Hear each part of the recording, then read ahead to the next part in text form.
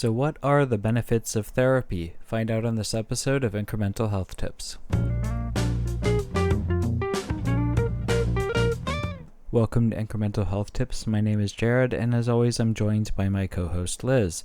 Today we're going to be talking about the benefits of therapy.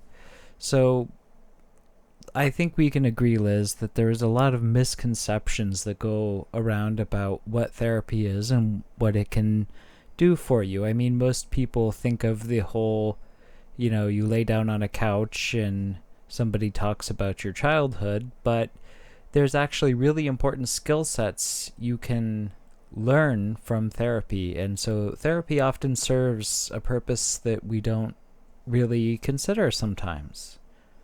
Yeah, therapy, all the therapists I know, they teach some sort of skill set. Either, one of the ones that we talked about last week about emotional process, grounding techniques or something like that. Or they might teach something specific, like if they're working with ADHD clients, then they teach skills specific to that. So I just wanted to give people a better idea of some of the different types of skills that they can learn if they're going to therapy. Now, do you need to have a problem to go to therapy? So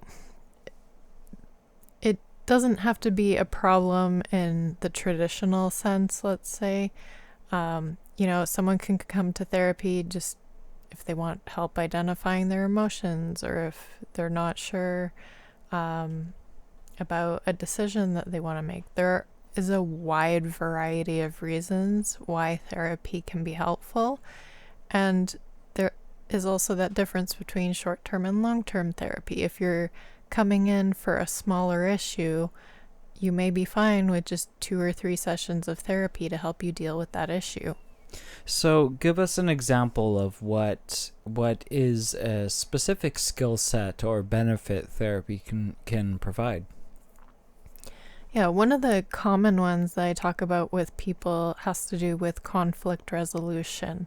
So that can look at communication skills for how does the person communicate what they want to say, are there different approaches that they can take, as well as setting boundaries. Setting boundaries can be quite an important and difficult skill to develop, and it really does make a difference if you're looking at something in terms of conflict resolution. Now, do you need both parties or all the parties of the conflict, or can just one individual benefit from that? So it really depends on the situation. So if I was working with an individual and I thought the process would go more smoothly if their conflict partner was there, then I would suggest that. But people can learn a lot of these skills on their own just by learning how to communicate more clearly and taking that time to actually think through what it is that they want to say and practice different approaches for saying it.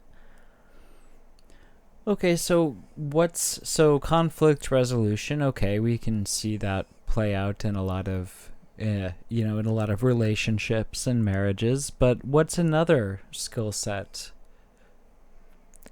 Another skill set has to do with goal setting. So a common approach that I use, it's referred to as SMART goals. So it's specific, measurable, achievable, realistic, and time-bound goals. And so it's a way of helping someone figure out what direction they want to move in a way that's more manageable. And sometimes people need help figuring out what their goal is. Well, and also, just finding ways to move towards that goal. Somebody might have the goal to lose weight, for example, but that's a really broad goal. And so that's where somebody like a therapist might come in and say, okay, well, maybe that's not specific enough. Maybe we should work to examine some of the habits that you have that may be contributing to an unhealthy lifestyle and slowly working that way. So definitely that's an aspect of it. Yeah. Well, specifically with something like weight loss, I'm looking at what can the person do that's within their control, because if they're focusing on the number on the scale, you can influence that number on a scale, but you don't actually directly control it. You control how much exercise you do, you control what food you put in your body. So helping the person make their goals around stuff that they can control helps with motivation towards goals and helps with developing better, more achievable goals. And so a lot of times it sounds like a therapist can really be serve as an objective third party that can give you maybe some insight that you didn't have, and also help you develop some skills that you didn't have before.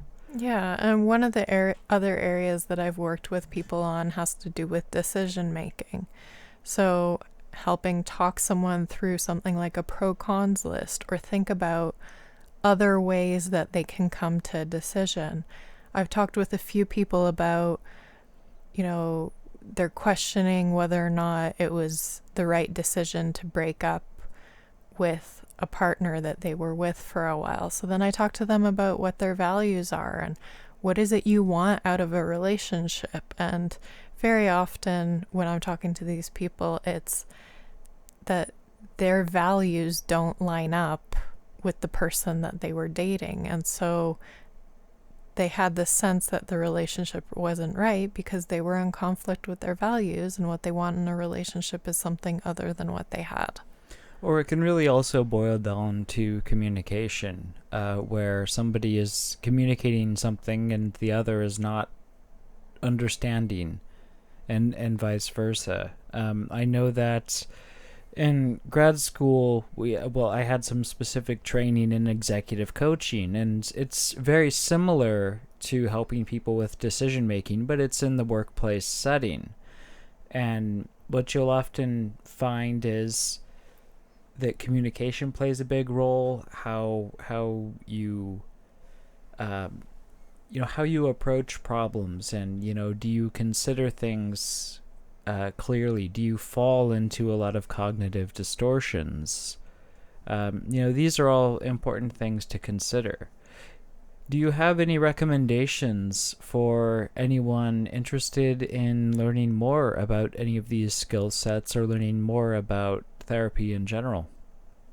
Well, people can always put their questions in the comments below and just send us a message, ask us what they need more clarification on, or if they want more detail on something. We're happy to go into more detail on it. And it's just getting started. So you always start with a small piece of something and then you expand on it. Well, and as well, we have a number of a number of topics that we cover in a lot more details, including SMART goals. We also cover a lot of decision making, managing emotions, managing stress. Looking into these resources may help serve as a really basic starting point that might get you going, and from there, maybe getting a sense of some of the areas to consider. You can then follow up with a therapist in your area and explore some of these issues further. So Liz, any final or closing thoughts before we wrap up for the day? No, I think that was a good wrap up. All right. Well, thank you all very much for listening. If you enjoy our content, please consider sharing, commenting, liking, and subscribing. We've been doing this, if you can believe, almost a year now.